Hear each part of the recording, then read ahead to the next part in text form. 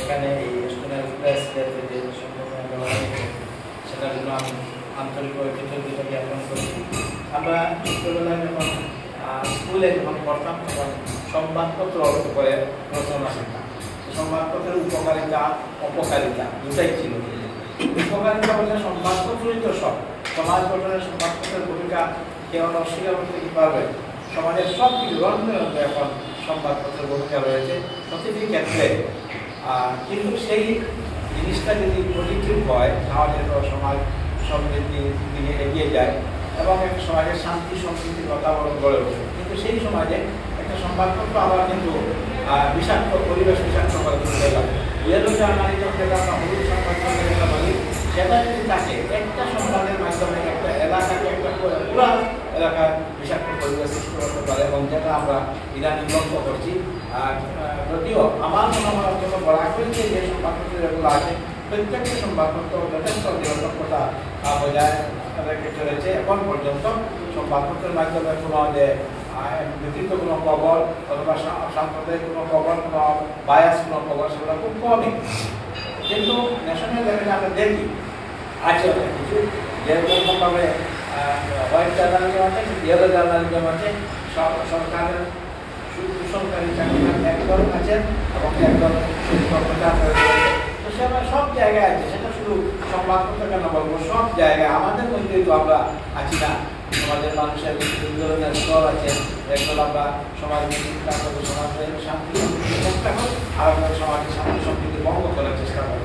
তো সংবাদপত্রের সেই রুলটা পজিটিভ রুলটা সেটা যদি হয় তাহলে সংবাদপত্র কিন্তু দেশের মধ্যে সবচেয়ে সুন্দর পরিবেশ সৃষ্টি করতে পারে এবং সেই ভূমিকাটা সংবাদপত্রের রয়েছে। আমাদের বলেছেন যে সংবাদপত্রের লিবার্টি স্বাধীনতা লেখা, স্বাধীনতার ক্ষেত্রে যে ইন্ডেক্স যেটা সেটা অনেক পিছিয়ে গেছিল, এখন আবার একটু সেটা ওনার কাছ থেকে শুনলাম যে এখন আবার একটু অগ্রগতি করতে এবং সেটা আসার কথা যে দিন সংবাদপত্র নিরপেক্ষ হবে, দেখবেন দেশের পরিবেশটা সুন্দর হয়ে গেছে, মানুষের মধ্যে সুন্দর একটা সমৃদ্ধির ভাব এসে গেছে এবং সংবাদপত্রই পারে সেই রোলটা। সাংবাদিকতা আরেকটা জিনিস, কোনো জায়গায় মিথ্যা সংবাদ কিন্তু মাঝে মধ্যে পরিবেশিত হয়। আমাদের এখানকার বরাকবাড়ি যে কিছু সংবাদে দেখেছি, আমি যে মিটিংয়ে আমি ছিলাম সেই মিটিংয়ে যে কথা উচ্চারণ করাই হয় যে কেউ একজন উপস্থিতি ছিল না, তাকে উপস্থিত দেখিয়ে তার মুখে বক্তব্য দেওয়া হয়। যে এখন দু একটা রিপোর্ট আমি পড়েছি, আমি যেহেতু সেগুলা সবাইকে আমি ছিলাম এবং তারপরে যখন রিপোর্ট পড়েছি আশ্চর্য লাগলো, মানুষ ছিলই না, তার মধ্যে আবার বক্তব্য কি দরকারটা কী ছিল যে এই মিথ্যা বলা। সেরকমভাবে যদি পরিবেশ করা হয় তাহলে সংবাদপত্রের গ্রহণ কিন্তু তার অংশ থাকে। আমি আজকের এই সভা এখানে যা বলা হচ্ছে এবং আমি কিন্তু সবাই এখন বুঝতে পারি তার যে কিছু সংবাদপত্রে লেখা হয় আরও কিছু আমরা এরকম পড়বো, দেখলাম কালকে তো এগুলো কিছু আলোচিত হয়, আলোচনা হয়নি, আমরা তো ছিলাম, তার মানে যা তা দেখে মনে হয়। তো সেটা কিন্তু সংবাদপত্র এবং সাংবাদিকতার ক্ষেত্রে খুব কঠোরভাবে মেনে চলা উচিত। যা হয়েছে, যা বলা হয়েছে, যিনি বলেছেন যা বলেছেন সেরকমভাবে সঠিকভাবে উপস্থাপনা করা, সেটা কিন্তু সংবাদপত্রের দায়িত্ব কর্তব্য। এবং সেই লক্ষ্যে আজকের সোশ্যাল মিডিয়াগুলো প্রিন্ট মিডিয়া সেটা আমাদের সংবাদপত্র আসলে একটা সামাজিক সংঘ অথবা যুব সংঘ খুব কমই আসে এখন, আর অনলাইনে অনেকে পড়ে নেয়, আর বেশিরভাগ সোশ্যাল মিডিয়ায় যে খবরগুলো আসে কিন্তু সেটাও তো সংবাদ মাধ্যম ইলেকট্রনিক মিডিয়া। সেই ইলেকট্রনিক মিডিয়াতেও সমানভাবে যদি সুন্দর সংবাদ পরিবেশিত হয়, নিরপেক্ষ সংবাদ পরিবেশিত হয়, তাহলে এই দেশ এই সমাজ সুন্দর সুভাবে পরিচালিত হবে এই আশা রাখি। ন্যাশনাল প্রেস ডে যেটা, সেই ডেতে আমাদের সাংবাদিকদের প্রতি শুভেচ্ছা রইল এবং আমরা আশা করবো তাদের ব্লগ থেকে, তাদের